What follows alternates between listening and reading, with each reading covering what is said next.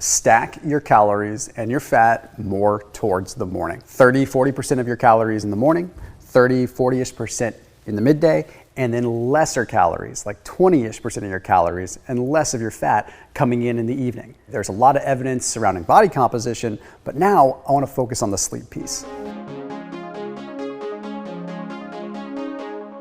Saturated fat can't really catch a break. It seems like everyone's bagging on saturated fat, but I want to first come out and say saturated fat's not bad, but it does not contain a whole lot of nutritional value. So what I mean by that is you're not getting potential antioxidant effects. You're not getting the effects of like polyunsaturated fats like omega-3s.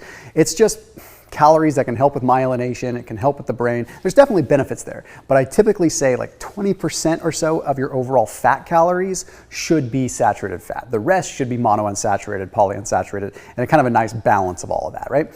So I want to focus more on the sleep piece because when we consume saturated fat, it actually slows down the synthesis of cholesterol, which isn't a bad thing, but it has an effect on our sleep. So let's break it down. After this video, I want you to check out Natural Heaven. So Natural Heaven is a pasta that is made from only one ingredient, hearts of palm. So literally just one ingredient. So we're talking just a couple of grams of net carbs. So if you want to have pasta, they have pasta, but now they also have rice. So they have a brown rice that is made from literally just hearts of palm. So one ingredient.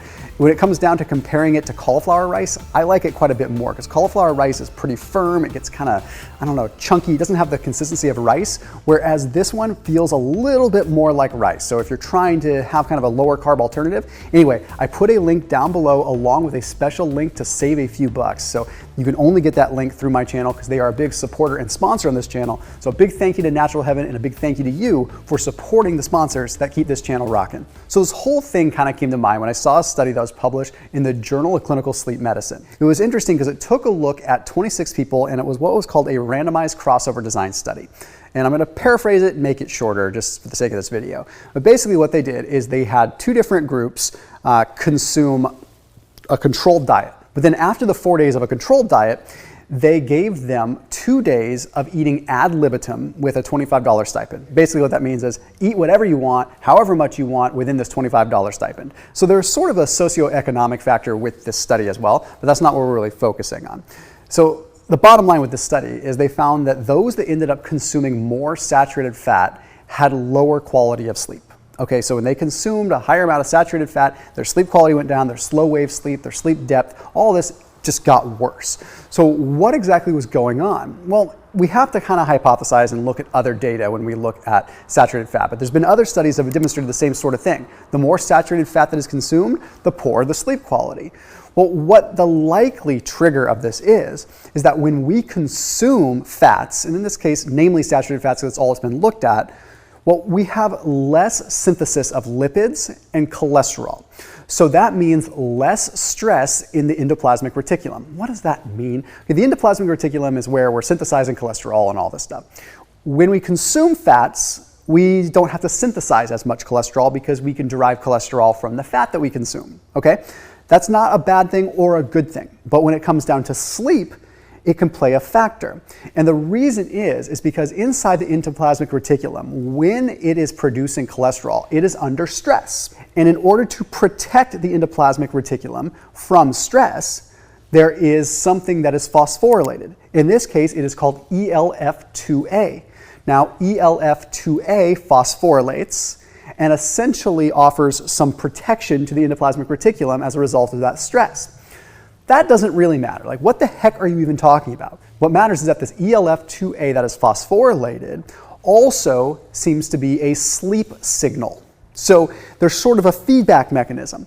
When we don't consume a whole lot of fats at night and our body is forced to synthesize cholesterol, well, that signals a response to actually make us sleep. Now, there could be all kinds of different feedback loops and reasons behind that, but the surface level is simple, okay? When we're synthesizing cholesterol, we are phosphorylating ELF2A, which is sending a signal to help us sleep deeper. When we consume saturated fats at night, we have less need to synthesize cholesterol, meaning less stress in the endoplasmic reticulum, meaning less phosphorylation of ELF2A, meaning less sleep signal. Is it a digestion thing? Probably not. It's typically related with fats. The hard part is we have not seen a lot of research looking at other fats outside of just saturated fats. So the research points a lot of fingers at saturated fat, which I don't necessarily agree with because I don't want to demonize saturated fat. It could be all fats. But the bottom line still stays the same as far as I'm concerned. 20% of your daily fat intake, saturated fat, and the bulk of your fat intake in breakfast and lunch and not with dinner. As a matter of fact, if you're eating carbohydrates, I would rather your carbohydrates be stacked in the evening versus earlier in the day. Replace the fats with mild, lower glycemic carbohydrates. That way, you're actually spiking your insulin and allowing, a small spike rather, and allowing tryptophan, the large neutral amino acid, to be able to compete with the other large neutral amino acids and actually get in to be able to create that whole serotonin, melatonin pathway that we're after. Long story short is tryptophan is required for us to produce melatonin, and it can only really get in there if we have sufficient tryptophan and if it can actually get in, i.e. via insulin. So the point is, limit the fats at night. Just take it easy. As always, I'll see you tomorrow.